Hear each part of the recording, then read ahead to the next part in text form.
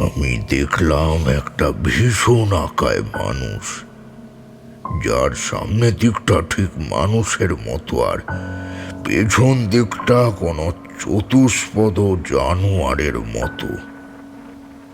আমি গুরুদেবের সঙ্গে শ্মশানে শ্মশানে অনেক ঘুরেছি।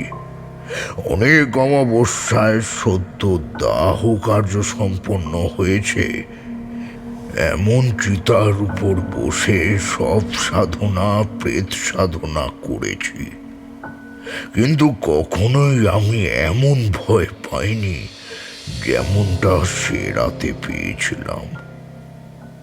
সেই যে ছলাৎ ছলাৎ শব্দ শুনে আমি পাঁচিলের পাশ থেকে উঁকি মেরে দেখেছিলাম, সেই দৃশ্য আমি ইহ জন্মে ভুলব না।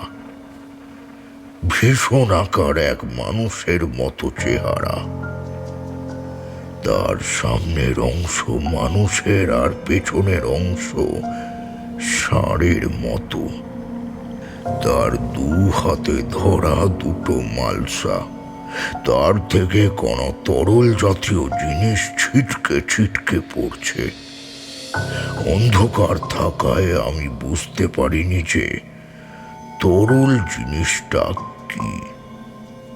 সেই প্রেত মূর্তির মাথার উপরেও একটা মালসা বসানো, আর তাতে যেন আগুন জ্বলছে।